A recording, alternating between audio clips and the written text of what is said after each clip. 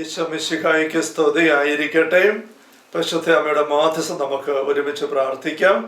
ദൈവകൃപ നിറഞ്ഞ മറിയമേ സ്വസ്തി, കർത്താവ് അങ്ങയോട് കൂടെ സ്ത്രീകളിൽ അങ്ങ് അനുഗ്രഹിക്കപ്പെട്ടവളാകുന്നു. അങ്ങയുടെ ഉദരത്തിന്റെ ഫലമായി ഈശോ അനുഗ്രഹിക്കപ്പെട്ടവനാകുന്നു. പരിശുദ്ധ മറിയമേ തമ്പുരാന്റെ അമ്മേ, പാപികളായി ഞങ്ങൾക്ക് വേണ്ടി ഇപ്പോഴും ഞങ്ങളുടെ മരണസമയത്തും തമ്പുരാനോട് അപേക്ഷിച്ചു കൊള്ളണമേ. ആമേൻ. ദൈവകൃപ നിറഞ്ഞ മറിയമേ സ്വസ്തി, കർത്താവ് അങ്ങയോട് കൂടെ സ്ത്രീകളിൽ അങ്ങ് അനുഗ്രഹിക്കപ്പെട്ടവളാകുന്നു. അങ്ങയുടെ ഉദരത്തിന്റെ ഫലമായി ഈശോ അനുഗ്രഹിക്കപ്പെട്ടവനാകുന്നു. പരിശുദ്ധ മറിയമേ തമ്പുരാന്റെ അമ്മേ, പാപികളായി ഞങ്ങൾക്ക് വേണ്ടി ഇപ്പോഴും ഞങ്ങളുടെ മരണസമയത്തും തമ്പുരാനോട് അപേക്ഷിച്ചു കൊള്ളണമേ. ആമേൻ. ദൈവകൃപ നിറഞ്ഞ മറിയമേ സ്വസ്തി, കർത്താവ് അങ്ങയോട് കൂടെ സ്ത്രീകളിൽ അങ്ങ് അനുഗ്രഹിക്കപ്പെട്ടവളാകുന്നു. അങ്ങയുടെ ഉദരത്തിന്റെ ഫലമായി ഈശോ അനുഗ്രഹിക്കപ്പെട്ടവനാകുന്നു. പരിശുദ്ധ മറിയമേ തമ്പുരാന്റെ അമ്മേ, പാപികളായി ഞങ്ങൾക്ക് വേണ്ടി ഇപ്പോഴും ഞങ്ങളുടെ മരണസമയത്തും തമ്പുരാനോട് അപേക്ഷിച്ചു കൊള്ളണമേ. ആമേൻ. പിതാവിനും പുത്രനും പരിശുദ്ധാത്മാവിനും സ്തുതി, അതിലെ പോലെ ഇപ്പോഴും എപ്പോഴും എന്നേക്കും. ആമേൻ. പരിശുദ്ധ പരമാ ദിവ്യ കാരുണ്യത്തിന് നേരവും ആരാധനയും സ്തുതിയും പുകഴ്ചയും ഉണ്ടായിരിക്കട്ടെ. പരിശുദ്ധ പരമ ദിവ്യ കാരുണ്യത്തിന് നേരവും ആരാധനയും സ്തുതിയും പുകഴ്ചയും ഉണ്ടായിരിക്കട്ടെ.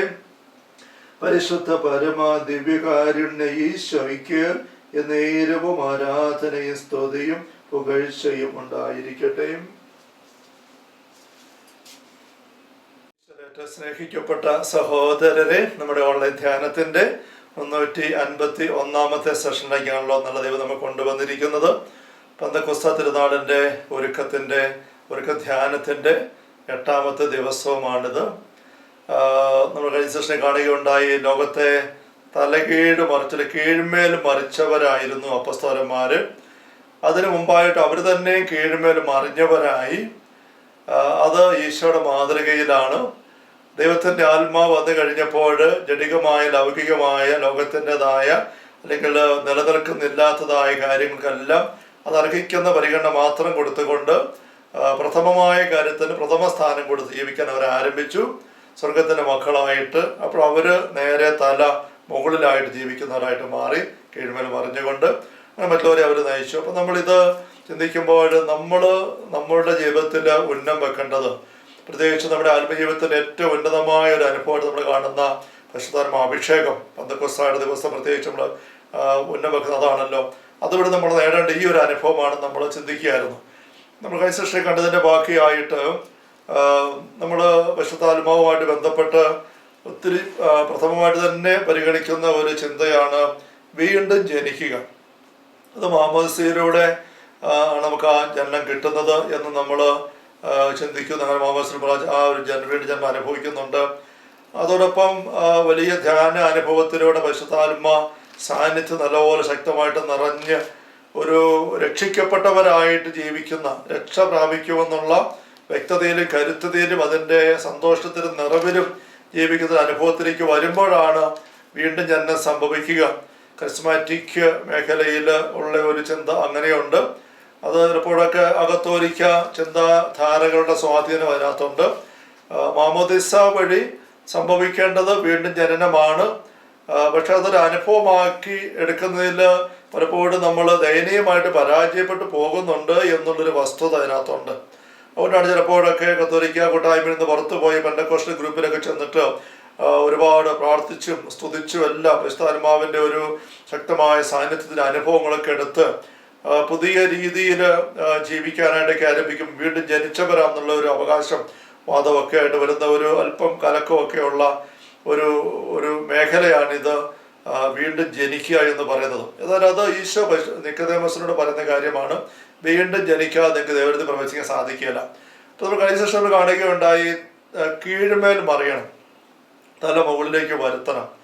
ആ ചിന്തയിൽ നമ്മൾ ഈ ഒരു സൂചന എടുത്തതാണ് വീണ്ടും ജനിക്കണം. കാരണം ഈശോ പറഞ്ഞു, ജഡത്തിൽ നിന്ന് ജനിക്കുന്നത് ജഡമാണ്, ആത്മാവിൽ നിന്ന് ജനിക്കുന്നത് ആത്മാവാണ്. അപ്പോൾ നമ്മൾ മാമോദിസയിലൂടെ സൈന്യബലത്തിലൂടെയും ഈ ജനനമാണ് നമ്മൾ സ്വന്തമാക്കാനായിട്ട് പരിശ്രമിക്കുന്നത്. പക്ഷെ യാന്ത്രികമായ ഒരു പ്രാർത്ഥന കർമ്മം അല്ലെങ്കിൽ കൂദാശ കർമ്മ തിരുക്കർമ്മ പരികർമ്മം ചെയ്തുകൊണ്ട് മാത്രം നമുക്ക് ആ കാര്യം സംഭവിക്കുകയല്ല എന്നുള്ളത് നമ്മൾ നന്നായിട്ട് മനസ്സിലാക്കിയിരിക്കണം. കാരണം ദൈവരാജ്യം എന്ന് പറയുന്നത് ആർക്കും പുറമേ നിന്നൊരു വ്യക്തിയുടെ ഉള്ളിലേക്ക് കുത്തിവെച്ച് മരുന്ന് കയറ്റാൻ പറ്റുന്ന കാര്യമല്ല. ഒരു വ്യക്തി ആഗ്രഹിച്ച് ദാഹിച്ച് സ്വന്തം ജീവിതം തുറന്ന് ദൈവത്തിനായിട്ട് കൊടുത്ത് ദൈവത്തിന് നടക്കാത്ത കാര്യങ്ങളെല്ലാം ദൂരീകരിച്ച് മാറ്റിയെടുത്ത് അങ്ങനെ നീങ്ങുമ്പോൾ മാത്രം ഒരു വ്യക്തി കടന്നു വരുന്നൊരു അനുഭവമാണ് ദൈവരാജ്യ അനുഭവം. ആ ദൈവരാജ്യ അനുഭവത്തിൽ ഇങ്ങനെ ഒരു കീഴ്മേൽ മറിയുന്ന അനുഭവമുണ്ട്. അപ്പോൾ ഒരു കീഴ്മേൽ മറിയുന്ന അനുഭവത്തിലേക്ക് ഒരു വ്യക്തി വന്നെങ്കിൽ മാത്രമേ ആ വ്യക്തി വീണ്ടും ജനിച്ച ആളാവുകയുള്ളൂ. അതല്ല എങ്കിൽ ഇങ്ങനത്തെ കീഴ്മേൽ മറിയുന്ന അനുഭവത്തിലേക്ക് ഒരു വ്യക്തി വരുന്നില്ല. പക്ഷെ മാമസ പങ്കി സഹലേപനം സ്വീകരിച്ചു, കുമ്പസാരം കുർബാന എല്ലാം എടുത്തു, എങ്കിലും ഈ ഒരു കീഴ്മേൽ മറിച്ചില് ഈശോയുടെ അപസ്വരമാടെയൊക്കെ നമ്മൾ കഴിഞ്ഞ ശേഷം കണ്ടതുപോലെ മാതൃകയില് ജീവിതത്തില് ഒരു അങ്ങനത്തെ ഒരു അനുഭവം സ്വന്തമാകാത്ത ഒരു വ്യക്തി വീണ്ടും ജനിച്ച ആളാണെന്ന് പറയാൻ പറ്റത്തില്ല. മാമോദിസായ സഹലേപനം സ്വീകരിച്ചാൽ പോലും. കാരണം അത് യാന്ത്രികമായ അർത്ഥമില്ലാത്ത ഉള്ളിലേക്ക് എടുക്കാത്തൊരു കർമ്മം മാത്രമായിട്ട് അത് വേസ്റ്റായി പോകുന്ന ഒരു സാധ്യത അവിടെ ഉണ്ട്. എന്ന് വെച്ചാൽ മാമോദിസയോ സ്ഥലമെടുത്ത് തള്ളി പറയുന്നതല്ല, വില കുറച്ച് കാണിക്കുന്നതുമല്ല. പക്ഷെ നമ്മൾ സ്വീകരിക്കാൻ തയ്യാറാകുന്നില്ല എങ്കിൽ അതുകൊണ്ട് ഒരു ഫലവുമില്ല. എതിരോട് അനുഭവം പോലും ഉണ്ടാവാം. പരസ്പരം കുർബാന സ്വീകരണത്തെ പറ്റി പറയുമ്പോൾ 1 കൊരിന്ത്യർ 11 പറയുന്ന നമ്മൾ കണ്ടിട്ടുണ്ട്, ധ്യാനിച്ചിട്ടുണ്ട്. വിവേചനം കൂടാതെ കർത്താവിൻ്റെ തിരുമേശയ്ക്ക് അണഞ്ഞിട്ട് അവിടുത്തെ തിരുശരീരവും തിരുരക്തവും സ്വീകരിക്കുക വഴി ശിക്ഷാവിധി സ്വീകരിക്കുന്നു, രോഗികളായി മരിക്കുക പോലും ചെയ്തിരിക്കുന്നു. എന്ന് വെച്ചാൽ ദീപികാരുണ്യം സ്വീകരിക്കുന്നതുകൊണ്ട് മാത്രം ആരെങ്കിലും ജീവൻ നിറയും. ജീവന്റെ അപ്പമാണ്, ഈശ്വര തിരുശരീരമാണ്. പക്ഷെ അത് സ്വീകരിച്ചുകൊണ്ട് മാത്രം വെറുതെ എടുത്ത് വായി വെച്ച് കഴിച്ചു, അതുകൊണ്ട് മാത്രം ആരും ജീവൻ പ്രാപിക്കുകയല്ല. അത് സ്വീകരിക്കേണ്ട പോലെ സ്വീകരിക്കണം എന്നൊരു വശം പൗലോസപ്പോസ്തലൻ അവിടെ അടിയോരായിട്ട് പറയുന്നുണ്ട്. അപ്പം അതേ രീതിയിൽ തന്നെ നമുക്ക് മാമോദിസ സഹലേപനത്തെ കാണാനായിട്ട് സാധിക്കും. അപ്പം അതുകൊണ്ട് വീണ്ടും ജനിക്കുക എന്നുള്ള അനുഭവത്തെ പറ്റി നമ്മൾ ചിന്തിക്കുമ്പോൾ പരിശുദ്ധാത്മാവിൻ്റെ ഒരു വലിയ ഇടപെടലിൻ്റെ അനുഭവമാണല്ലോ അത്. ഈ ഒരു കീഴ്മേൽ മറിയുന്ന അനുഭവം. അപ്പം അതിനകത്ത് സംഭവിക്കുന്ന ഒരു കാര്യം ഇവിടെ ഈശോ നിക്കോദോസിനോട് സംസാരിക്കുമ്പോൾ യോഹന്നാൻ 3 പറയുന്നുണ്ടല്ലോ, കാറ്റ് അതിന് ഇഷ്ടമുള്ളിടത്തേക്ക് വീശുന്നു, അതിൻ്റെ ശബ്ദം നീ കേൾക്കും, എന്നാൽ അത് എവിടുന്ന് വരുന്നു എവിടേക്ക് പോകുന്നു നീ അറിയുന്നില്ല, അതുപോലെ ആത്മാവിനിരിക്കുന്ന ഏവനും. കാറ്റ് ഇഷ്ടമുള്ളടത്തേക്ക് വീശുന്നു. കാറ്റ് എന്നുള്ള വാക്ക് വിൻഡ്, റൂഹ, ഇവിടെ മൂലാർത്ഥം കാറ്റ് തന്നെയാണ്. നമ്മൾ പറയുകയുണ്ടായി, ദൈവം നിശ്വസിച്ചു, കാറ്റ് ഊതി. അപ്പസ്തലന്മാരുടെ മേൽ ഈശോ നിശ്വസിക്കുന്നതായിട്ട് ഉത്ഥാനശേഷ അപ്പസ്തലന്മാർക്ക് കാണപ്പെടുമ്പോൾ അവിടെ നമ്മൾ വായിക്കുന്നുണ്ട്, ശിഷ്യന്മാരുടെ മേൽ നിശ്വസിച്ചുകൊണ്ട് ഈശോ പറഞ്ഞു ഞങ്ങൾ പരിശുദ്ധാത്മാവിനെ സ്വീകരിക്കും. യോഹന്നാൻ 20:22 തിരുവചനം. അപ്പം കാറ്റ് ഊതി എന്നുള്ളതാണ്. എക്സസം പ്രാർത്ഥനയ്ക്കകത്ത് ഇങ്ങനെ ഊതുന്ന ഒരു ശുശ്രൂഷയുമുണ്ട്. ഊതുക, പരിശുദ്ധാത്മാവിനെ സ്വീകരിക്കാൻ പറഞ്ഞ് മാമോദിസയിലും സൈലേപനത്തിലും ഊതുന്ന ചില കർമ്മങ്ങളൊക്കെ സഭാപാരമ്പര്യത്തിൽ ഉള്ളതാണ്. അങ്ങനെയുണ്ട്. അപ്പം കാറ്റ് ഇഷ്ടപ്പെടുത്തേക്ക് വീശെന്ന് പറയുമ്പം വെറും ഈ പറയുന്ന കാറ്റ് മാത്രമല്ല, അത് പെട്ടെന്ന് നമ്മൾ ഓർമ്മിക്കുന്ന കാറ്റ് വരുന്നു പോകുന്നു, എവിടുന്നാ വരുന്നത് നമുക്ക് അറിയത്തില്ല, എങ്ങോട്ട് പോയെന്ന് അറിയത്തില്ല. കാറ്റ് പോകുന്നതിൻ്റെ അനക്കം നമുക്കറിയാം, ഇലകളൊക്കെ അനങ്ങുന്നല്ല, മരങ്ങളൊക്കെ അനങ്ങുന്നു, അത്രേ അറിയത്തുള്ളൂ. അപ്പോൾ ആ കാറ്റെന്നുള്ളത് 2 അർത്ഥത്തിൽ ഈശോ ഉപയോഗിക്കുന്നു. ഒന്ന് ഈ പറഞ്ഞ നമ്മുടെ ഭൗതിക കാറ്റ്, വായുവിൻ്റെ ചലനം, നീക്കം. അതേസമയം പരിശുദ്ധാത്മാവിൻ്റെ നീക്കം, നയിക്കൽ. പരിശുദ്ധാത്മാവ് നയിക്കുന്ന വ്യക്തി നമ്മൾ നേരത്തെ ചിന്തിച്ചിട്ടുണ്ട്, കാറ്റത്ത് നീങ്ങുന്ന ഒരു ഭാരമില്ലാത്ത വസ്തു അപ്പൂപ്പന്താടി. നമ്മൾ നേരത്തെ പറഞ്ഞിട്ടുണ്ട്, അപ്പൂപ്പന്താടി നമുക്ക് ഇഷ്ടപ്പെട്ട കാര്യമാണ്. അപ്പൂപ്പന്താടി കൗതുകത്തിൻ്റെ വിഷയം കുഞ്ഞുങ്ങൾക്കൊക്കെ അതിങ്ങനെ പറന്നു പോകുമ്പോൾ അതിനാ ഒട്ടും ഭാരമില്ല. ശകല ഭാരം ഉണ്ടെങ്കിൽ പോലും അത് ഭാരമായിട്ടില്ല. അതിന് ഭാരമുള്ളത് അതിൻ്റെ വിത്താണ്, ഞെട്ട് പോലെ ഇരിക്കുന്ന ആ വിത്തം കടന്നു പോകും, പിന്നെ പറന്നങ്ങ് പോകും. അപ്പോൾ കാറ്റ് എങ്ങോട്ട് നിസ്സാരമായി ചെറിയ മന്ദ മാരുതൻ വീശിയ പോലും അങ്ങോട്ട് ഇങ്ങനെ പോയി പൊങ്ങിയും താന്നൊക്കെ ഇങ്ങനെ പറന്ന് അറിയാൻ പൊയ്ക്കൊണ്ടിരിക്കും. എന്നാൽ നമുക്കറിയാം അതിനിടയ്ക്ക് എവിടെ ഇങ്ങനെ ഒരു തെങ്ങാലയുടെ തുമ്പത്തെങ്ങാനും പോയി ഇതിൻ്റെ 1, 2 4 ഉടക്കിയാൽ ഈ ഇളങ്കാറ്റ് ഇങ്ങനെ വീശുമ്പോൾ അപ്പം പോവുകയല്ല, അവിടെ ഇങ്ങനെ ചലിച്ച് അവിടെ നിൽക്കുകയാണ്, പോകാൻ പറ്റിയല്ല. ചെറിയ ഒരു പിടുത്തം വന്നാൽ പോലും. അല്ലെങ്കിൽ ഇതിങ്ങനെ പോകുമ്പോൾ ഒരു തുള്ളി വെള്ളം അല്ലെങ്കിൽ ചെറിയ എന്തെങ്കിലും പ്രാണി വന്ന് ഇതിനെ ഉടക്കി കയറി ആ പ്രാണി കിടന്ന് വിളയ്ക്കുകയാണ്. പ്രാണി ഇതിനകത്ത് ഉടക്കി, അല്ല വെള്ളം വന്നതിനകത്ത് വീണു ഒരു തുള്ളി, അപ്പോൾ ആ പൂതൽ പിന്നെ പറക്കിയ താഴേക്ക് പോരുകയുള്ളൂ, ഭാരം വന്നു.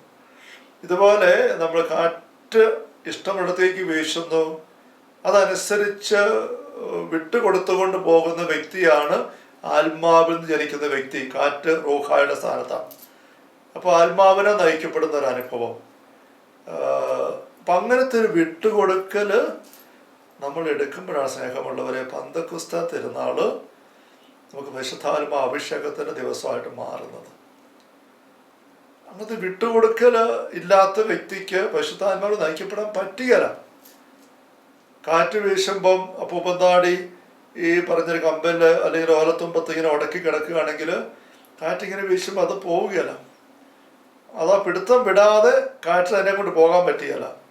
പക്ഷെ നമ്മൾ സ്വയം ഉപേക്ഷിക്കുക. ഈശോ പറയുന്ന ഒരടിസ്ഥാന വ്യവസ്ഥയാണല്ലോ, ആരെങ്കിലും എന്നെ അനുഗമിക്കാൻ ആഗ്രഹിക്കുന്നെങ്കിൽ അവൻ സ്വയം പരിത്യജിച്ച് തൻ്റെ കുരിശും എടുത്തുകൊണ്ട് അനുദിനം എന്നെ അനുഗമിക്കട്ടെ എന്ന് ഈശോ പഠിപ്പിക്കുക നമ്മൾ കാണുന്നുണ്ട്.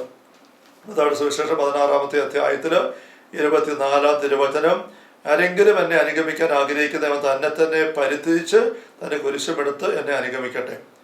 അപ്പോൾ സ്വയം ഉപേക്ഷിക്കുക, ഇത് വളരെ പ്രധാനപ്പെട്ട കാര്യമാണ്. ലുക്കായുടെ സുവിശേഷം 14-ാമത്തെ അധ്യായത്തിൽ 25 മുതലുള്ള തിരുവചനങ്ങളിലും ഈശോപരം നമ്മൾ ഈ ദിവസങ്ങൾ ധ്യാന വിഷയമാക്കുക എന്ന് എനിക്ക് ഓർക്കുന്നില്ല, സംശയമുണ്ട്. അവൻ വലിയ ജനക്കൂട്ടങ്ങൾ അവൻ്റെ അടുത്ത് വന്നു. അവൻ തിരിഞ്ഞ് അവരോട് പറഞ്ഞു, സ്വന്തം പിതാവിനെയും മാതാവിനെയും ഭാര്യയും മക്കളെയും സഹോദരന്മാരെ എന്നല്ല, സ്വജീവനെ തന്നെയും വെറുക്കാതെ. ഈ വെറുപ്പിൻ്റെ അർത്ഥം നമ്മൾ നേരത്തെ കണ്ടിട്ടുണ്ട്. അത് ഒരു സ്നേഹവിരുദ്ധ വെറുപ്പിൻ്റെ മനോഭാവമല്ല, മറിച്ച് ത്യജിക്കലാണ്. നിസ്സംഗത, ഉള്ളിൽ അറ്റാച്ച്ഡ് ആകാതെ മാറ്റി വെക്കാൻ സാധിക്കുക എന്നുള്ളതാണ്. 2ാം സ്ഥാനത്ത് വെക്കാൻ പറ്റും, 1ാം സ്ഥാനം ദൈവത്തിന് കൊടുത്തുകൊണ്ട്. വെറുക്കാതെ എൻ്റെ അടുത്ത് വരുന്ന ആർക്കും ഒരു ശിഷ്യനായിരിക്കാൻ സാധിക്കുകയില്ല എന്ന് പറഞ്ഞിരിക്കുകയാണ്. അപ്പോൾ ഇവിടെ എല്ലാം കാണുന്ന ഈ ഒരു സ്വയം ഉപേക്ഷിക്കൽ, ഇത് പരിശുദ്ധാത്മാവിനാൽ നിറഞ്ഞ് പരിശുദ്ധാത്മാവ് നയിക്കപ്പെടാനായിട്ട് വേണ്ട അടിസ്ഥാന വ്യവസ്ഥയാണ് നമ്മൾ അറിയണം. പരിശുദ്ധാത്മാവിനെ നയിക്കപ്പെടുന്ന ജീവിതമാണ് ആത്മീയ ജീവിതം. ആത്മീയ ജീവിതം ആത്മാവ് നയിക്കുന്ന ജീവിതം. Spiritual life, spirit, holy spirit guide ചെയ്ത് കൊണ്ടുപോകുന്ന ജീവിതം, അങ്ങനെ അർത്ഥമുണ്ട്. പിന്നെ ആത്മീയ ജീവിതത്തിൽ നമ്മുടെ ആത്മാവിൻ്റെ കാര്യം ശ്രദ്ധിച്ചുകൊണ്ട് പോകുന്നതും വേണം, നമ്മുടെ സ്പിരിറ്റിനെ പറ്റി പറയാം. എങ്കിലും ക്രൈസ്തവ കാഴ്ചപ്പാട് ദൈവത്തിൻ്റെ ആത്മാവ് നമ്മളെ എങ്ങോട്ട് നയിക്കാൻ ആഗ്രഹിക്കുന്നു അങ്ങോട്ട് നമ്മുടെ ജീവിതം വിട്ടുകൊടുത്തുകൊണ്ട് പോകാൻ സാധിക്കുക. അങ്ങനെ വരുമ്പോൾ നമ്മുടെ ജീവിതം ഡിസേൺമെൻ്റ് എന്ന് പറയുന്ന ഒരു കാര്യം, ദൈവത്തിൻ്റെ ആത്മാവ് എങ്ങോട്ടാണ് നമ്മളെ നയിക്കുന്നതെന്ന് എപ്പോഴും ശ്രദ്ധിച്ചിട്ട് അതനുസരിച്ച് അപ്പം തന്നെ വിട്ടുകൊടുക്കാൻ നീങ്ങാൻ തയ്യാറാകുന്ന ഒരു ജീവിതം, അതാണ് ആത്മീയമായിട്ട് വളരുന്ന ജീവിതം. നമ്മൾ യാത്ര പോകുമ്പോൾ ഒരു പരിചയമില്ലാത്ത വഴി കൂടെ യാത്ര പോകുന്നതെങ്കിൽ അപ്പോൾ യാത്രാ വഴിയിൽ ഇങ്ങനെ ഒരുപാട് ജംഗ്ഷനുകൾ എപ്പോഴും വന്നുകൊണ്ടിരിക്കും. ഓരോ വളവ് തിരിയുമ്പോഴും എന്നപോലെ തന്നെ അങ്ങോട്ടും ഇങ്ങോട്ടൊക്കെ വഴി തിരിയുന്നു, കവല, നടക്കവല, മുക്കവല, ഇങ്ങനെല്ലാം കാണുമ്പോൾ നമുക്ക് അവിടെയെല്ലാം വഴി തെറ്റാനുള്ള സാധ്യതയുണ്ട്. എങ്ങോട്ടാണ് തിരിയേണ്ടത്, ഏത് വഴിക്കാണ് പോകേണ്ടത്? പല വഴിയും മുന്നോട്ട് തന്നെ പോകുന്നു. ഇങ്ങനെയൊക്കെ വന്നു കഴിയുമ്പോൾ ഒരു വഴി ഇങ്ങോട്ട്, ഒരു വഴി ഇങ്ങോട്ട് പോകുന്നു. രണ്ടും മുന്നോട്ട് തന്നെയാണ്, പക്ഷെ അല്പം വ്യത്യാസമുണ്ട്. ഏതാ നമുക്ക് പോകേണ്ട വഴി കൃത്യമായിട്ട് അറിഞ്ഞ് അത് അനുസരിച്ച് വേണം പോകാനായിട്ട്. വഴി ഇങ്ങനെ പോകുമ്പോൾ ഒരു നടക്കവല വരുമ്പോൾ ഇങ്ങനെ വട്ടം കറങ്ങി യൂട്ടേൺ എടുക്കാനുള്ള സൗകര്യം ഉണ്ടെന്ന് വിചാരിക്കുക. വടക്കോട്ട് യാത്ര ചെയ്യുന്നൊരു വ്യക്തി ഒരു യൂട്ടേൺ കാണുമ്പോൾ നേരെ യൂട്ടേൺ എടുത്ത് പിന്നെ പുറകോട്ട് പോകാൻ അത് ശരിയല്ലെന്ന് സാമാന്യം എല്ലാ വണ്ടിക്കാർക്കും അറിയാം. കാരണം ഞങ്ങൾ അങ്ങോട്ട് പോയിക്കൊണ്ടിരിക്കുമ്പോൾ യൂട്ടേൺ എടുത്ത് ഇങ്ങനെ പുറകോട്ട് പോകുന്നത് അത് വേണ്ട, മുന്നോട്ട് വേണം പോകാൻ. പിന്നെ മുന്നോട്ട് വരും, പക്ഷേ ഈ വഴിയുണ്ട്, ഈ വഴി അതിലേ പോകണം. അതാണ് വിഷയം. ഞാൻ പറയാൻ കാരണം, ആത്മീയത്തിൽ മുന്നോട്ട് പോകുമ്പം യൂട്ടേൺ എടുത്ത് പുറകോട്ട് പാപത്തിലേക്ക് പോകുക എന്ന് പറയുന്നത് നമുക്ക് സാമാന്യം തിരിയും, അത് പാപമാണ്, വേണ്ട.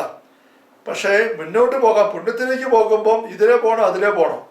ഇതും നല്ല വഴി, അതും നല്ല വഴി, രണ്ടും വടക്കോട്ട് തന്നെ പോകുന്നതാണ്. നമ്മൾ ഇതേപ്പറ്റി നേരത്തെ ചിന്തിച്ചിട്ടുണ്ട്. ഡിസൺമെൻറ്റിൻ്റെ ഏരിയ പാപവും പുണ്യവും തമ്മിൽ തീരുമാനിക്കേണ്ടി വരുമ്പോൾ നമുക്ക് സാമാന്യം എളുപ്പമാണ്. പാപം ഇതാണ്, പുണ്യം അതാണ്, നമുക്കിപ്പോൾ പുണ്യത്തിലേക്ക് പോയാൽ മതി. പക്ഷെ പുണ്യത്തിലേക്ക് മുന്നോട്ട് പോകുമ്പോൾ തന്നെ ഇതിലെ ഇങ്ങനെ 2 വഴികളുണ്ട്. ഗുഡ്, ബെറ്റർ, ബെസ്റ്റ് എന്ന് പറയുന്ന ഓപ്ഷൻ നമ്മൾ ചിന്തിച്ചിട്ടുള്ളതാണ്. ഞാൻ പെട്ടെന്ന് പറഞ്ഞു പോവുകയാണ്. അപ്പോൾ അവിടെ നമുക്ക് തീരുമാനമെടുക്കാനായിട്ട് വ്യക്തത കിട്ടുന്നില്ല. നമുക്ക് ഇഷ്ടം തോന്നുന്നത് ഈ വഴിയാണ്, നല്ല വഴിയാണ്, ഇതിനെ പോയേക്കാം എന്ന് ചിന്തിക്കുമ്പോൾ ചിലപ്പം അതിനേക്കാൾ നമുക്ക് പോകാനായിട്ട് ഉപയുക്തമായി ഉദ്ദേശിക്കപ്പെടുന്ന വഴി ഇപ്പുറത്തെ ആയിരിക്കാം വേണമെങ്കിൽ. അപ്പോൾ സാത്താൻ നമ്മളെ വഴി തെറ്റിക്കാൻ നോക്കുമ്പം ബെസ്റ്റ് വഴിയെ നമ്മൾ വരാതിരിക്കാൻ ബെറ്ററെ കൊണ്ട് നിർത്തും, ബെറ്ററിൽ വരാതിരിക്കാൻ വേണ്ടി ഗുഡേ കൊണ്ട് നിർത്താൻ നോക്കും. ഇനി ഗുഡേ നിവൃത്തിയുണ്ട് ബാഡിലേക്ക് കൊണ്ടുപോകാൻ നോക്കും. ഇത് സാത്താൻ്റെ പരിപാടി. അപ്പോൾ പരിശുദ്ധാത്മാവ് എപ്പോഴും നമ്മൾ ബെസ്റ്റിലൂടെ കൊണ്ടുപോകാനാണ് നോക്കുന്നത്.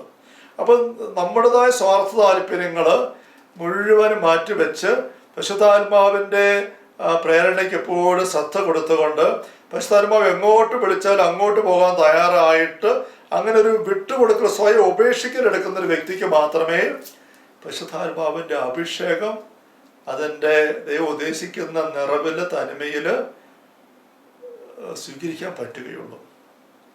ആത്മീയത്തെ പറ്റി പറയുമ്പം ദൈവത്തിൻ്റെ ഹിതം, നമ്മളിപ്പോൾ പരിശുദ്ധാത്മാവിൻ്റെ ഹിതം അന്വേഷിക്കുകയാണല്ലോ. ഹിതം അന്വേഷിക്കുമ്പം അനുവർത്തിക്കാനുള്ള പൂർണ്ണ മനസ്സോടും സന്നദ്ധതയോടും കൂടെ ദൈവത്തിൻ്റെ ഹിതം അന്വേഷിക്കുന്നവർക്കാണ് ദൈവം തൻ്റെ ഹിതം വെളിപ്പെടുത്തി കൊടുക്കുക എന്ന് വിശുദ്ധത്തിൽ പറയും. അല്ല ജിജ്ഞാസ വെച്ചൊന്ന് അറിയാൻ വേണ്ടി നമ്മൾ പണ്ട് പറഞ്ഞിട്ടില്ലേ, ധ്യാനത്തിനൊക്കെ കൗൺസിലിംഗ് ഗിഫ്റ്റുള്ളവർക്ക് ചെന്നിട്ട് ഒന്ന് പ്രാർത്ഥിക്കാവോ, ഞാൻ എന്താ ചെയ്യണ്ടേ, തീരുമാനം എടുക്കാൻ വേണ്ടിയിട്ടാണ്, തമ്പുരാൻ എന്താ പറയുന്നത് അറിയാൻ വേണ്ടിയിട്ടാണ്. അങ്ങനെ ചോദിക്കുമ്പോൾ തമ്പുരാൻ നമ്മൾ ചോദിക്കുമ്പോൾ ദൈവം ഉത്തരം തരും. ദൈവത്തിന് ഉത്തരം ഉണ്ട് താനും. പക്ഷേ അതനുസരിക്കാനുള്ള സന്നദ്ധ നമുക്കുണ്ടായിരിക്കണം. ആത്മാർത്ഥമായിട്ട് നമ്മളൊരു ചോദിക്കുമ്പോൾ ആ വ്യക്തി പറയുന്ന ഉത്തരം നേരത്തെ പറഞ്ഞിരിക്കുന്ന ആ വ്യക്തിയെ നമുക്ക് വിശ്വാസമായിരിക്കണം. ആ വ്യക്തി ദൈവത്തിലേക്ക് തനിക്ക് വെളിപ്പെടുത്തരും. അങ്ങനെ ഉണ്ടെങ്കിലേ ഒരു വ്യക്തി നമുക്ക് ചോദിക്കാവുള്ളൂ. അല്ല സ്വയം പ്രാർത്ഥിച്ചെടുക്കാൻ നോക്കണം ഉള്ളിൽ തന്നെ. അങ്ങനെ ആ വ്യക്തി തരുന്ന ഉത്തരം കിട്ടിക്കഴിഞ്ഞാൽ ഞാൻ ഉദ്ദേശിച്ചതിന് വിരുദ്ധമാണെങ്കിലും അതനുസരിക്കാൻ ഞാൻ ബാധ്യസ്ഥനാണ്. അത് ദൈവത്തിൻ്റെ ഹിതമാണെന്ന് വിശ്വസിക്കുന്നുണ്ടെങ്കിൽ. അങ്ങനെ വിശ്വസിക്കുന്നില്ല പിന്നെ ആ വ്യക്തി ചോദിക്കാൻ പോകരുത്. ദൈവത്തിൻ്റെ ഹിതം ആ വ്യക്തിയിലൂടെ കിട്ടില്ല, നിനക്ക് കിട്ടുമെന്ന് ഉറപ്പില്ല എങ്കിൽ അവിടെ ഇപ്പോൾ ചോദിക്കരുത്. അതൊരു പൊട്ടക്കണ്ട മാവ അറിയുന്നതിന് ഒത്ത ഒക്കട്ടെ എന്നുള്ള പരിപാടിയാണ്. അത് ദൈവത്തെ പരീക്ഷിക്കലാണ്. പരീക്ഷിക്കാൻ വേണ്ടി വരുന്ന വ്യക്തികളും അവന് ദൈവം സ്വയം വെളിപ്പെടുത്തി കൊടുക്കുകയാണ്. അപ്പം ഇതൊരു അടിസ്ഥാന വ്യവസ്ഥയാണ്. തമ്പുരാൻ ദൈവമേ അങ്ങയുടെ തിരികെ എനിക്ക് വെളിപ്പെടുത്തണമേ, ആ തിരികതം മാത്രം എൻ്റെ ജീവിതത്തിൽ നടന്നാൽ മതി, വേറെ ഒന്നും എനിക്ക് വേണ്ട. നമ്മുടെ പരിശുദ്ധ അമ്മയുടെ ആ ഒരു സമർപ്പണം വെച്ചുകൊണ്ട് നമ്മുടെ ഇടയ്ക്കൊരു പ്രാർത്ഥന ഈരടി പോലെ നമ്മൾ ഇങ്ങനെ പാടി പ്രാർത്ഥന അർപ്പിക്കുന്നുണ്ടോ, തിരികതം മാത്രം, തിരികതം മുഴുവൻ കരുണയാൽ എന്നെ നിറവേറണമേ, അമ്മയോടൊപ്പം സമർപ്പിക്കും ത്രിത്വൈക ദൈവമേ, ഹല്ലേലൂയ ഹല്ലേലൂയ. ഇതൊരു മനോഹരമായ പ്രാർത്ഥനയുടെ ഒരു ഈരടിയാണ്. പരിശുദ്ധ അമ്മയുടെ മോഡലാണ്. അവിടെ സമ്പൂർണ്ണ വിട്ടുകൊടുക്കലാണ്. തിരികതം മാത്രമേ ഞാൻ ചെയ്യാനിട വരാവുള്ളൂ, അല്ലെങ്കിൽ സംഭവിക്കാവുള്ളൂ. തിരികതമല്ലാത്ത ഒന്നും വരരുത്. വെച്ചാൽ പരിശുദ്ധാത്മാവ് എനിക്ക് വേണ്ടി വെച്ചതല്ലാതെ ഒന്നും എൻ്റെ ജീവിതത്തിൽ കടന്ന് വരണ്ട, എനിക്ക് വേണ്ട, എന്തോ ആയിക്കോട്ടെ എനിക്ക് വേണ്ട എന്നുള്ള ഒരു നിശ്ചയം, ഒരു സമർപ്പണം. രണ്ടാമത്തേത് പരിശുദ്ധാത്മാവ് എനിക്ക് വെച്ചിരിക്കുന്ന മുഴുവനും എൻ്റെ ജീവിതത്തിലേക്ക് പൂർത്തീകരിക്കപ്പെടണം. അത് എൻ്റെ കഴിവുകൊണ്ട് നടക്കുകയല്ല, കരുണയാൽ എന്നെ നിറവേറണമേ, ദൈവത്തിൻ്റെ കൃപയാൽ എന്നെ നിറവേറട്ടെ. നമുക്ക് തന്നെ സാധിക്കത്തില്ല. അപ്പോൾ തിരികതം മാത്രം, തിരികതം മുഴുവൻ എന്നെക്കുറിച്ചുള്ളത് ദൈവത്തിൻ്റെ പദ്ധതി. കരുണയാൽ എന്നെ ദൈവത്തിൻ്റെ കരുണ കൃപ നിറവേറണം. അമ്മയോടൊപ്പം സമർപ്പിക്കുന്നു ത്രിത്വൈക ദൈവമേ. ഇത് ഒരു മനോഹരമായ സമർപ്പണത്തിന് ഇങ്ങനത്തെ ഒരു ശൈലി എടുക്കുന്ന ഒരു വ്യക്തിക്ക് മാത്രമേ പെന്തക്കോസ്താ തിരുനാൾ അതിൻ്റെ പൂർണ്ണതയിൽ ആഘോഷിക്കാൻ, അതിൻ്റെ അഭിഷേകം സ്വീകരിക്കാൻ, പരിശുദ്ധാത്മാവിനെ കൊണ്ട് നിറയാൻ സാധിക്കുകയുള്ളൂ. നമ്മൾ തിരിച്ചറിയണം. അപ്പോൾ ഇത് ഈശോയുടെ പ്രബോധത്തിൽ കിടക്കുന്ന കാര്യമാണ്. സ്വയം ഉപേക്ഷിക്കാതെ ആർക്കും എന്നെ അനുഗമിക്കാൻ പറ്റത്തില്ല. കാരണം ഈശോ അനുഗമിക്കുന്ന വ്യക്തി ദൈവരാനുഭവത്തിലേക്ക് വരാൻ പോകുന്നത്. അപ്പോൾ ദൈവരാനുഭവത്തിലൂടെ പോകുന്ന വ്യക്തി ഈ പരിശുദ്ധാത്മാവ് നയിക്കപ്പെടുന്ന തലത്തിലേക്ക് വരണം. അപ്പോൾ ഈ ഒരു വിട്ടുകൊടുക്കൽ നമ്മൾ എടുക്കുന്നതിനെ കുറിച്ചാണ് നമ്മൾ ഈശോ കണ്ടത്. വീണ്ടും ജനിക്കാതെ നിങ്ങൾക്ക് ദൈവത്തിൽ പ്രവേശിക്കാൻ സാധിക്കില്ല. അപ്പോൾ നമ്മുടെ സ്വാർത്ഥ താല്പര്യങ്ങളെ ഉപേക്ഷിക്കുക. നമ്മൾ നേരത്തെ ധ്യാനത്തിൽ കണ്ടതായ ഈ ദൈവത്തിൻ്റെ തിരുമനസ് അന്വേഷിക്കുക, തിരിഹിതം തേടുക എന്നൊരു ചിന്തയോടെ ചേർത്ത് വെക്കുന്നത് നല്ലതാണ്. 1 സാമുവേൽ 8 രാജാവിന് വേണ്ടി മുറവിളി കൂട്ടുന്ന ഇസ്രായേൽക്കാർ ശ്രേഷ്ഠന്മാർ സാമുവേൽ വഴി ദൈവം തൻ്റെ ഹിതം വെളിപ്പെടുത്തി. രാജാവ് വേണ്ട, ഞാൻ തന്നെയാണ് രാജാവ്, ഒന്നിനും കുറവില്ല, നിങ്ങൾക്ക് പ്രവാചകന്മാരും ന്യായാധിപന്മാരൊക്കെ വഴി നയിക്കുന്നുള്ളത് മതി. പക്ഷെ അവരതെല്ലാം കേട്ട് പറഞ്ഞു ഞങ്ങൾക്കത് പോരാ, രാജാവിനെ വേണം, മറ്റു ജനതകൾക്കുള്ള ഞങ്ങൾക്ക് രാജാവ് ഞങ്ങളെ ഭരിക്കണം, നയിക്കണം. അങ്ങനെ പറയുമ്പോൾ തമ്പുരാൻ തൻ്റെ ഹിതം മാറ്റി വെച്ചിട്ട് സാമുവേൽ പറയും, ജനം പറയുന്നത് കേൾക്കുക, അവർ ആവശ്യപ്പെട്ട ഒരു രാജാവിനൊക്കെ വാഴിച്ചു കൊടുത്തേക്കുക. എന്ന് പറയുന്ന ഒരു രംഗം നമ്മൾ കണ്ടത് ബൈബിളിൽ. ഈ ഒരു രംഗത്ത് മാത്രമേ ഇങ്ങനെയുള്ളൂ. ദൈവം തൻ്റെ ഹിതം മാറ്റിവെച്ചിട്ട് ജനത്തിൻ്റെ ഹിതത്തിന് പോകാനായിട്ട് അനുവദിക്കുന്നതായിട്ട് ഒരു പ്രവാചകൻ അങ്ങനെ പറയുന്നതാണ് നമ്മൾ കണ്ട്. പ്രവാചകൻ എന്ന് പറഞ്ഞാൽ ദൈവത്തിൻ്റെ വാക്ക് പറയുന്ന ആളാണ്. ഇപ്പം ഇവിടെ സാമുവേൽ പ്രവാചകനോട് തമ്പുരാൻ പറഞ്ഞു, നീ എൻ്റെ വാക്ക് ഇനി പറയാൻ പോകണ്ട, അവിടെ വാക്ക് കേട്ട് അത് ചെയ്തു കൊടുത്തേരെ. ആ പോക്ക് എങ്ങോട്ട് പോയെന്ന് നമുക്കറിയാം. സാവൂളിനെ വാഴിച്ചു, നമ്മളത് കണ്ടിട്ടുണ്ട് വിശദമായിട്ട്. സാവൂൾ ആത്മഹത്യ ചെയ്ത് അവസാനിച്ചു. ദാവീദിനെ വാഴിച്ചു. പിന്നീട് ദാവീദ് വലിയ പാപത്തിൽപ്പെട്ട് പിന്നെ ആ കുടുംബത്തിലേക്ക്, വിശുദ്ധമായ ജീവിതത്തിലേക്കും കുടുംബത്തിലേക്കും രാജകൊട്ടാരം വഴി ഒരുപാട് ജഡിക തിന്മയും കൊലപാതകവും രക്തച്ചൊരിച്ചിലും എല്ലാം വിളിച്ചു കയറ്റിയ കുടുംബം, ആ ജനത തന്നെ വല്ലാണ്ടായി. പിന്നെ സോളമൻ്റെ കാലം വരുമ്പോഴേക്കും നമുക്കറിയാം ഒരുപാട് മറ്റു തിന്മകൾ കയറി വന്ന് വിഗ്രഹാരാധന ഉൾപ്പെടെ രാജ്യം രണ്ടായിട്ട് വിഭജിക്കപ്പെട്ടു. പിന്നീട് രാജാക്കന്മാരെല്ലാം തന്നെ വിഗ്രഹാരാധനയായിരുന്നു. രാജാക്കന്മാർ വഴിയായിട്ട് ആ ജനത തന്നെ ഇല്ലെന്നായി. അടിമത്തത്തിൽ പോയി. ബാബിലോണിന്റെ അടിമത്തത്തിൽ അനേക വർഷങ്ങൾ, ദശകങ്ങൾ ഇസ്രായേൽ നാട്ടിൽ ഒരു കുഞ്ഞു പോലും ജീവരുടെ കരുത്തോടെ ജീവിക്കാൻ മേലാത്ത പോലെ നഗരമെല്ലാം കത്തിച്ചാമ്പലായി, ദേവാലയമൊന്നും ഇല്ലാതെ. അങ്ങനെ കാലഘട്ടത്തിലേക്ക് അവർ പോയത് ഈ സാമുവേൽ 1 സാമുവേൽ 8 കാണുന്നതായ ആ ശ്രേഷ്ഠന്മാരുടെ കടുംപിടുത്തമാണ്. ദൈവത്തിൻ്റെ ആത്മാവ് ഞങ്ങൾ നയിക്കാൻ ആഗ്രഹിക്കുന്ന എങ്ങോട്ടോ ഞങ്ങൾക്ക് അറിയേണ്ട ആവശ്യമില്ല. അതറിഞ്ഞാൽ ഞങ്ങൾ അനുവർത്തിക്കാനും ഞങ്ങൾക്ക് ഞങ്ങളുടെ ഹിതം. അപ്പം അങ്ങനെ ഒരു സ്വയം ഉപേക്ഷിക്കാൻ, വിട്ടുകൊടുക്കാൻ തയ്യാറാകുന്നില്ല. അത് അവർ ഒരു ദുരന്തത്തിൽ കൊണ്ട് കലാശിപ്പിക്കുകയാണ്. അപ്പോൾ നമ്മളിത് നേരത്തെ ചിന്തിച്ച കാര്യമാണ്. അപ്പോൾ സ്വന്തം പദ്ധതികൾ, പ്ലാനുകൾ, താല്പര്യങ്ങൾ ഉപേക്ഷിക്കാൻ നമ്മൾ മറ്റൊരു ചിന്തയും ഈ ചിന്ത നേരത്തെ കണ്ടപ്പോൾ എടുത്ത് ഓർമ്മിക്കുന്നുണ്ടല്ലോ. പുതിയ നിയമത്തിൻ്റെ കേന്ദ്രസ്ഥാനത്ത് നിൽക്കുന്ന തിരുക്കുടുംബം, അതിൻ്റെ 3 വ്യക്തികളും ഈ ഒരു ശൈലി അവിടെ ആത്മജീവിതത്തിൽ ആഴത്തിലെടുത്തവരാ, വില കൊടുത്ത് സ്വീകരിച്ചവരാ. പക്ഷത്തെ അമ്മ ഗർഭിണിയാകാനും കുഞ്ഞിനെ പ്രസവിക്കാനും കുടുംബിനിയാകാനും ഒന്നും ഒട്ടും താല്പര്യമില്ല. ജീവിതകാലം മുഴുവൻ കന്യകയായിട്ട് പ്രാർത്ഥിക്കാൻ ആഗ്രഹിച്ച വ്യക്തി.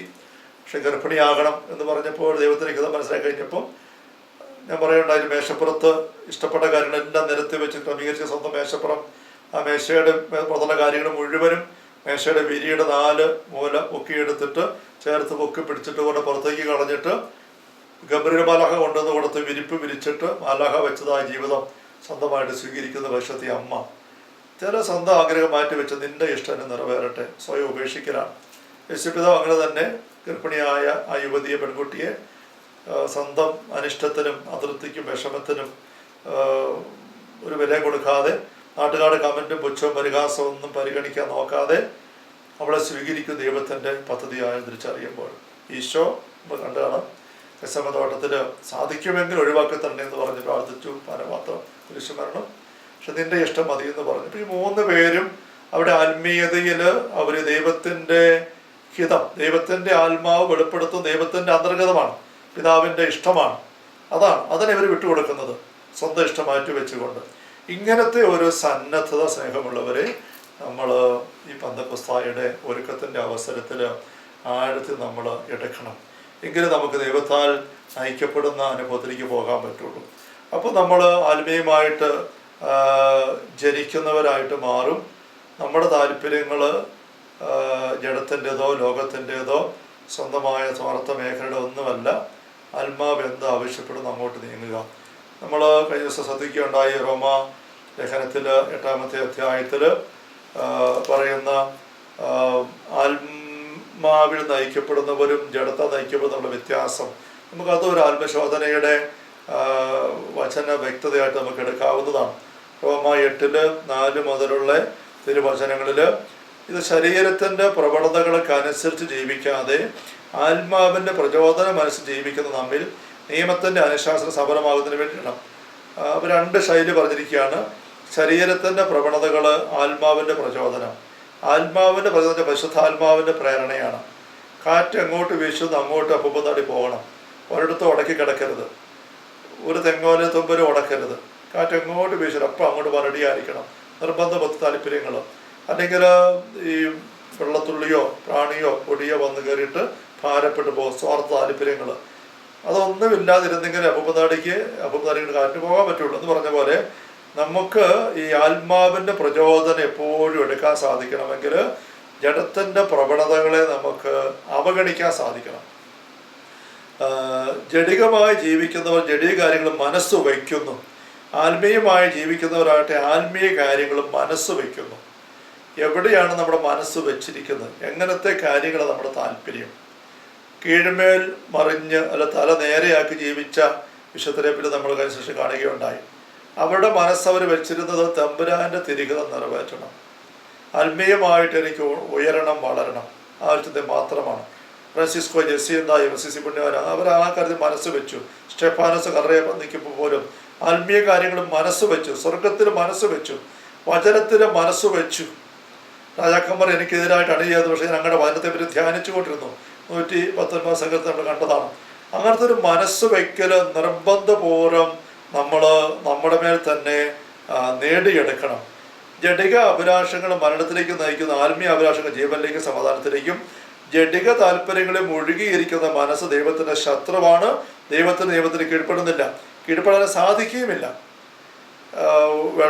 വെള്ളത്തുള്ളി കൊണ്ട് നിറഞ്ഞിരിക്കുന്ന കുതിർന്നിരിക്കുന്ന ഒരു അപ്പൂപ്പൻ താടിക്ക് കാറ്റ് വീശുമ്പോൾ പറന്നു പോകാനായിട്ട് പറ്റത്തില്ല, ഒരു തരത്തിലും പറ്റത്തില്ല. കാറ്റ് എത്ര വീശുന്ന പറന്ന് പോകത്തില്ല എന്ന് പറഞ്ഞ പോലെ ജഡികമായ കാര്യങ്ങളിൽ താല്പര്യങ്ങൾ മുഴുകിയിരിക്കുന്ന ഉള്ളം പരിശുദ്ധ ആത്മാവിനെ നയിച്ചുകൊണ്ട് പോകാനായിട്ട് സാധിക്കുകയല്ല എന്ന് പറഞ്ഞിരിക്കുകയാണ്. വീണ്ടും 12-ാമത്തെ വാക്യം 8-ാം അധ്യായത്തിൽ, ആകെ സഹോദരൻ ജഡിക പ്രവണതയ്ക്ക് അനുസരിക്കുന്നത് നമ്മൾ ജഡത്തിന് കടപ്പെട്ടവരല്ല, ജഡികരായി ജീവിക്കുന്നെങ്കിൽ നിങ്ങൾ തീർച്ചയായിട്ടും മരിക്കും.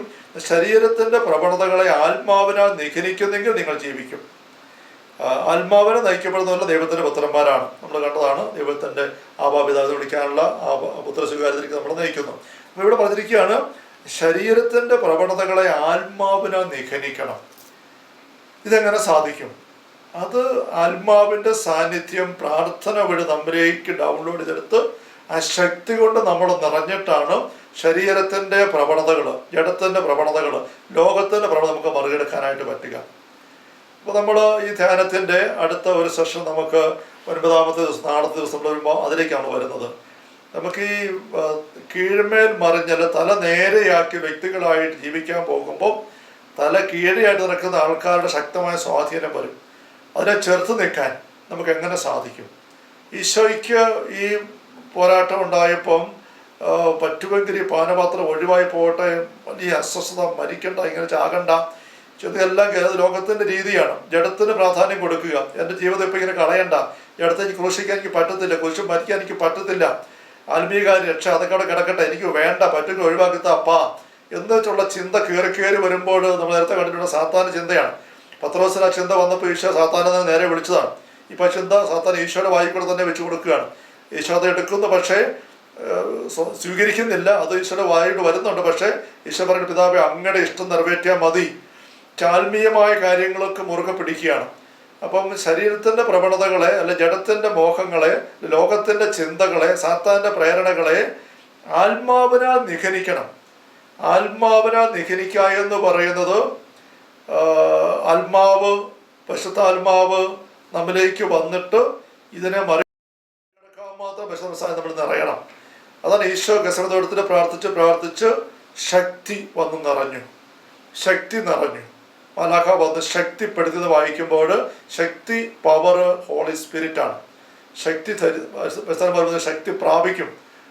പ്രസംഗത്തിന് 1 നമ്മൾ കാണുന്നുണ്ട്, ആദ്യം 6-8 വാക്യങ്ങളിൽ ശക്തി പ്രാപിക്കും. പരിശുദ്ധാത്മാവിൻ്റെ പര്യായമായിട്ട് ഉപയോഗിക്കുന്ന വാക്ക ശക്തി. ശക്തി ധരിക്കുന്നവരെ നിങ്ങൾ നഗരം വിട്ട് പോകരുത്. സ്വർഗാരോഹണ തിരുനാളിൻ്റെ ശബസർമാർക്ക് നിർദ്ദേശം അങ്ങനെയാണല്ലോ, നമ്മൾ കണ്ടതാണ്. അപ്പം ശക്തി ധരിക്കുന്ന വരെ, പരിശുദ്ധാത്മാവിനെ കൊണ്ട് നിറയുന്നിടം വരെ നിങ്ങൾ പുറത്തേക്ക് ഇറങ്ങണ്ട. അതെങ്ങനെ നിറയും? പ്രാർത്ഥന വഴി. അപ്പോൾ നമുക്ക് ഈ വീണ്ടും ജനിക്കുക എന്നുള്ള അനുഭവം, അല്ലെങ്കിൽ തല നേരെയാക്കിക്കൊണ്ട് ലോകത്തെ കീഴ്മേൽ മറിച്ച്, ലോകത്തിൻ്റെ പിന്നെ കീഴിൽ മറിഞ്ഞ വ്യക്തിയായിട്ട് നടക്കാൻ, വീണ്ടും ജനിക്കുന്ന അനുഭവം നമുക്ക് സ്വന്തമാക്കാനുള്ള മാർഗം ഇതൊരു വലിയ ഫോഴ്സാണ്. ലോകത്തിൻ്റെ ചിന്ത, ജഡത്തിൻ്റെ പ്രവണത, അതിനെതിരെ നമുക്ക് നല്ലപോലെ പവർ എടുത്ത് തുടങ്ങി കയറണം. ഒഴുക്ക് ഉള്ള വെള്ളത്തിൽ, ആറ്റിൽ ഒഴുക്കിനെതിരെ പാഞ്ഞു കയറി പോകുന്ന ചെറിയ സ്പീഡ് ബോട്ടുകൾ കാണാൻ പറ്റും. അപ്പം അത് ഈ ഒഴുക്ക് താഴേക്കാണ്, പക്ഷെ അതിനെ മറികടക്കത്തക്ക എനർജി അതിൽ പെട്രോൾ കത്തിച്ചിട്ടുണ്ടായി, ഫാൻ കറങ്ങിയിട്ട് അങ്ങനെയാണ് തള്ളിപ്പെട്ടുക. അല്ലെങ്കിൽ അത് തുഴഞ്ഞു കയറുകയാണ്, ആൾക്കാർ ശക്തമായിട്ട് തുഴയുകയാണ്. ആ തുഴച്ചിലൂടെ കിട്ടുന്ന ശക്തിയാണ് ഒഴുക്കിനെതിരെ വള്ളത്തെ മുന്നോട്ട് കൊണ്ടുപോകുന്നത്. അപ്പം അങ്ങനത്തെ ഒരു പ്രക്രിയയിലൂടെയാണ് നമുക്ക് സാധിക്കുക. അതാണ് ഇവിടെ പറഞ്ഞ് ശരീരത്തിൻ്റെ പ്രവർത്തനം ആത്മാവിനെ നിഖനിക്കണം, എങ്കിൽ നിങ്ങൾ ജീവിക്കും. അതാണ് നമ്മൾ ജീവനിലേക്ക് വരുന്നതിനുള്ള മാർഗമായിട്ട് നമുക്ക് മുൻപിൽ ഉള്ളത്. അപ്പോൾ നമ്മൾ പെന്തക്കോസ്തായുടെ ഒരുക്ക ദിവസങ്ങൾ നമ്മൾ ഈ അപ്പസ്തലന്മാരും അമ്മയും ചെയ്യുന്നതായിട്ട് കാണുന്നത് തന്നെയാണ്. അവർ സദാ പ്രാർത്ഥനയിൽ മുഴുകിയിരുന്നു. ദൈവത്തെ സ്തുതിച്ചുകൊണ്ട് സദാസമയം ദേവാലയത്തിൽ കഴിഞ്ഞുകൂടി പ്രാർത്ഥിച്ച് പ്രാർത്ഥിച്ച് പ്രാർത്ഥിച്ച് ആത്മീയ ശക്തി തങ്ങളിലേക്ക് എടുത്തിട്ട് ലോകത്തിൻ്റെ പ്രവണതകളെ, ജഡത്തിൻ്റെ മോഹങ്ങളെ, ലോക അഭിപ്രായങ്ങളെ മറികടക്കാൻ മാത്രമുള്ള കരുത്ത് ആർജിച്ചിട്ട് അങ്ങനെയാണ് അവർ തല കീഴെ കിടന്ന അവസ്ഥയിൽ നിന്നും ബലമായിട്ട് നിവർന്നു നിൽക്കുന്നത്. ഇതൊരു ഒഴുക്കിനെതിരെയുള്ള പോരാട്ടമാണ്. ലോകത്തിനെതിരെ, ജഡത്തിനെതിരെ, പിശാചിനെതിരെയുള്ള പോരാട്ടമാണ്. അതാണ് ആദം ഹവ്വയും തലകീഴായി പോയത് സാത്താൻ്റെ മുമ്പിൽ തിരിച്ച് നമ്മൾ ആക്കിയെടുക്കുക ഉള്ള മാർഗ്ഗം ഈശോ തന്നിരിക്കുന്നത് അങ്ങനെയാണ്. അപ്പം ആ ഒരു അനുഭവത്തിലേക്ക് നമ്മൾ വരുന്നത് ഈ ആത്മീയ അഭ്യാസം, പ്രാർത്ഥനയുടെ പോരാട്ടത്തിലൂടെയാണെന്ന് നമ്മൾ ഇവിടെ കാണുകയാണ്. തീക്ഷ്ണമായിട്ട് പ്രാർത്ഥിക്കാൻ.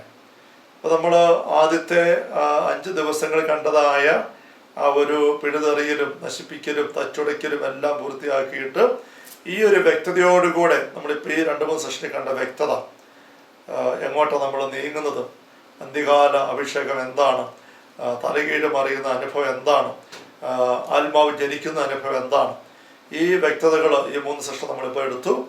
സ്നേഹമുള്ളവരെ, ഇത് നമുക്ക് കുറച്ചിൽ അറിയാവുന്ന കാര്യങ്ങളാണ്. പക്ഷേ ഈ ഒരു കാഴ്ചപ്പാടിൽ നമുക്ക് പെന്തക്കോസ്തായിലേക്ക് നോക്കുമ്പോൾ ഒരുക്കത്തിൻ്റെ അടുത്ത സ്റ്റെപ്പ് എന്ന് പറയുന്നത്, നമ്മളെ 9 ദിവസത്തെ നമ്മുടെ ഒരുക്കം എന്ന് പറയുന്നത് തീക്ഷ്ണമായ പ്രാർത്ഥനയ്ക്കുള്ള വ്യക്തതയാണ്. തീക്ഷ്ണമായ പ്രാർത്ഥന. നമുക്കതിലേക്ക് അടുത്ത ദിവസം വരാം. നമുക്ക് ഈ ബോധ്യം വെച്ചൊരു ഇപ്പം തന്നെ നമുക്ക് കൂടുതലായിട്ട് പ്രാർത്ഥിക്കാൻ പരിശ്രമിക്കാം. അപ്പസ്തലന്മാർ അമ്മയോടൊപ്പം പ്രാർത്ഥിച്ചു, പ്രാർത്ഥന മുഴുകിയിരുന്നു 9 ദിവസം. നമുക്ക് അമ്മയോട് പ്രാർത്ഥിക്കാനുള്ള മാർഗം ജപമാല ചൊല്ലുകയാണ്. നമുക്കറിയാം അമ്മയുടെ പള്ളിക്കൂടത്തിലിരിക്കുന്നത് ജപമാല ചൊല്ലി അങ്ങനെ പ്രാർത്ഥിക്കുക. പിന്നെ അപ്പസ്തലന്മാർ ദേവാലയത്തിലെ സദാസമയം ദൈവത്തെ സ്തുതിച്ചുകൊണ്ട് കഴിഞ്ഞുകൂടി, സ്തുതിച്ച് പ്രാർത്ഥിക്കുക. നമ്മളതെപ്പറ്റി കണ്ടിട്ടുണ്ട് കുറച്ച് കാര്യങ്ങളെല്ലാം. അങ്ങനെയുള്ള ഒരു പ്രാർത്ഥനയുടെ നിരന്തര തുഴച്ചിൽ, പോരാട്ടം, അതിലൂടെയാണ് അവർ ഈ മറിഞ്ഞു പോയ അവസ്ഥ, തല കീഴായി പോയതിനെ വീണ്ടും നേരെയാക്കിയെടുത്തത്. ഈശോ പോലും അങ്ങനെയാണ്, അപ്പസ്തലന്മാർ എല്ലാവരും അങ്ങനെയാണ്. അപ്പം ആ ഒരു പ്രാർത്ഥനയുടെ ചിട്ടയിലേക്ക് നമുക്ക് കടന്നു വരണം. അടുത്ത സെഷനിൽ അതിനായിട്ട് ഒരുമിച്ച് കൂടാം. ഇപ്പം നമുക്ക് നമ്മുടെ ഉള്ളങ്ങളെ ദിവ്യകാരുണ്യ സന്നിധിയിൽ പ്രാർത്ഥനാപൂർവ്വം ചേർക്കാം. മിശിഹാ കർത്താവേ, മാനവരക്ഷകനേ,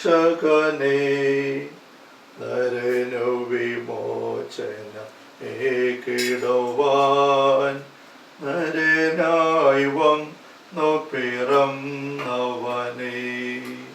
മിശിഹാ കർത്താവേ, മാലാഖമാരുത്തു ഞങ്ങൾ പാടിപ്പുകഴ്ത്തുന്നു നിന്നെ, മാലാഖമാരുത്തു ഞങ്ങൾ പാടിപ്പുകഴ്ത്തുന്നു നിന്നെ, പരിശുദ്ധൻ പരിശുദ്ധൻ കർത്താവേ നീ പരിശുദ്ധൻ, പരിശുദ്ധൻ പരിശുദ്ധൻ കർത്താവേ നീ പരിശുദ്ധൻ, മിശിഹാ കർത്താവേ. പരിശുദ്ധ പരമാ ദിവ്യകാരുണ്യത്തിന് എന്നേരവും ആരാധനയും സ്തുതിയും പുകഴ്ചയും ഉണ്ടായിരിക്കട്ടെ. പരിശുദ്ധ പരമാ ദിവ്യകാരുണ്യത്തിന് എന്നേരവും ആരാധനയും സ്തുതിയും പുകഴ്ചയും ഉണ്ടായിരിക്കട്ടെ. പരിശുദ്ധ പരമാ ദിവ്യകാരുണ്യ ഈശോയ്ക്ക് എന്നേരവും ആരാധനയും സ്തുതിയും പുകഴ്ചയും ഉണ്ടായിരിക്കട്ടെ. Hallelujah hallelujah. ആരാധന ആരാധന.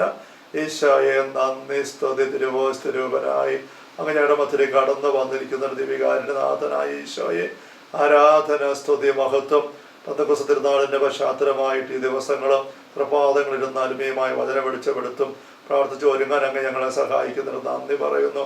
നിങ്ങളുടെ പ്രിയപ്പെട്ട അപ്പസ്തലന്മാർ അങ്ങ് ആവശ്യപ്പെട്ടല്ലോ, ശക്തി ധരിക്കുന്നവരെ നിങ്ങൾ നഗരം വിട്ടു പോകരുത്. ഒരു സമ്പൂർണ്ണമായിട്ടത് ശിരസാ വഹിച്ചുകൊണ്ട് ഞങ്ങളെ തന്നെ സമ്പൂർണ്ണമായിട്ട് സമർപ്പിച്ചുകൊണ്ട് പ്രാർത്ഥനയിലും ഒഴുകി അതിൻ്റെ മുൻപിൽ അടിസ്ഥാനമായിട്ടുള്ളൊരു സ്വയം സമർപ്പണം, വിട്ടുകൊടുക്കൽ, സ്വയം ഉപേക്ഷിക്കൽ അവർ നടത്തിയിരുന്നത് ഈശോ അങ്ങ് വ്യക്തമാക്കി തരികയായിരുന്നല്ലോ. ഞങ്ങൾക്ക് ഈ സെഷനിലൂടെ വീണ്ടും ജനിക്കാതെ കാറ്റത്ത് പറക്കുന്നതിനൊപ്പതാടി പോലെ ദൈവസ്ഥാനമാവിൻ്റെ പ്രേരണയ്ക്ക് നിവേശനങ്ങൾക്ക് വിട്ടുകൊടുക്കാനുള്ള സന്നദ്ധത എടുക്കാതെ ഞങ്ങൾക്ക് ആർക്കും പരിശുദ്ധാത്മാവിനെ സ്വീകരിക്കാനും പരിശുദ്ധാത്മാവിൻ്റെ അഭിഷേകം നിറഞ്ഞ ആത്മാവിനെ നയിക്കപ്പെടുന്നവരാകാനും സാധിക്കുകയില്ല എന്നങ്ങ് വ്യക്തമാക്കുന്നില്ല. ഈശോയെ സ്വയം ഉപേക്ഷിക്കാതെ നിങ്ങൾക്ക് ആർക്കും ശിക്ഷനാക്കാൻ പറ്റത്തില്ല എന്ന് പറഞ്ഞപ്പോൾ അങ്ങ് അത് തന്നെയാണ് അർത്ഥമാക്കിയത്. അല്ല ഈശോയെ, ഞങ്ങൾക്ക് ഒരുപാട് സ്വാർത്ഥ താല്പര്യങ്ങളും സ്വന്തമായ പ്ലാനുകളും പദ്ധതികളും എല്ലാമായിട്ടാണ് ഞങ്ങൾ പരിശുദ്ധാത്മാ അഭിഷേകം സ്വീകരിക്കാൻ പോലും വരുന്നത്. ഞങ്ങൾക്ക് ചില വ്യക്തമായ പദ്ധതികളുണ്ട്. വരങ്ങൾ കിട്ടണം, ദാനങ്ങൾ കിട്ടണം, കൃപകൾ കിട്ടണം, അങ്ങനെ ആകണം, ഇങ്ങനെ ആകണം. ഈശോയെ അതെല്ലാം പൂർണ്ണമായിട്ട് ഉപേക്ഷിച്ച് തിരിഹിതം മാത്രം, തിരിഹിതം മുഴുവൻ കരുണയായി ഞങ്ങൾ നിറവേറണമേ, അമ്മയോടൊപ്പം സമർപ്പിക്കുന്നു പ്രത്യേക ദൈവമേ എന്ന് പറയാനുള്ള സന്മനസ്, കൃപ, വ്യക്തത ഈശോ അങ്ങ് തരുന്ന നന്ദി പറയുന്നു. അങ്ങയുടെ ഭൂമിയിലെ ജീവിതത്തിലും യേശുപിതാവും മാതാവും തങ്ങളുടെ ജീവിതത്തിലും അനുവർത്തിച്ചത് ഈ സമ്പൂർണ്ണ വിട്ടുകൊടുക്കലും സ്വയം ഉപേക്ഷിക്കലും സമർപ്പണമാണല്ലോ. നല്ല ഈശോ ഞങ്ങളെ സഹായിക്കണേ. പരിശുദ്ധാത്മാവേ, അങ്ങയുടെ നിവേശനങ്ങൾക്കായി നയിക്കലായിട്ട് സമ്പൂർണ്ണമായിട്ട് ഞങ്ങളെ തന്നെ വിട്ടു തരുവാൻ ഞങ്ങളെ സഹായിക്കണമേ. പരിശുദ്ധ അമ്മേ, അമ്മയുടെ ഹൃദയത്തിൽ ഞങ്ങൾ തന്നെ പുതുക്കി പ്രതിഷ്ഠിക്കുന്നു. അമ്മ സമ്പൂർണ്ണമായിട്ട് വിട്ടുകൊടുത്ത പോലെ ഈ മക്കൾക്കും വിട്ടുകൊടുക്കാൻ സാധിക്കട്ടെ. അമ്മ ഞങ്ങളെ സഹായിക്കണമേ. സഹായിക്കുന്നതിന് നന്ദി അമ്മേ. വിശുദ്ധ അന്തോണീസെ, ഉണ്ണീശ്വരമൊക്കെ ഞങ്ങൾക്ക് നിരന്തരം മാറ്റി സംഭവിക്കുന്ന ഞങ്ങൾ ദൈവം നന്ദി പറയുന്നു.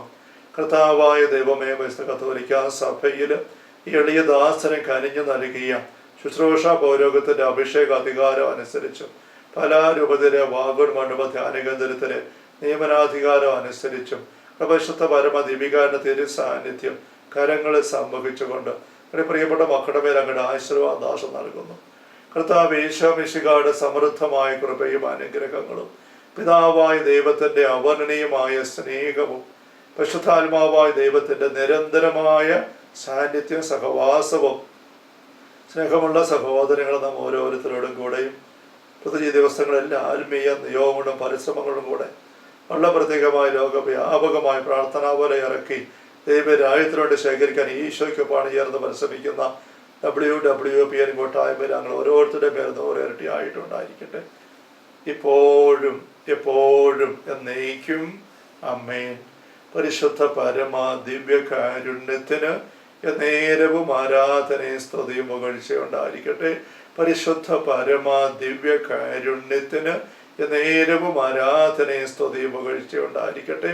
പരിശുദ്ധ പരമ ദിവ്യകാരുണ്യ ഈശോയ്ക്ക് നേരവും ആരാധനയും സ്തുതിയും പുകഴ്ചയുണ്ടായിരിക്കട്ടെ.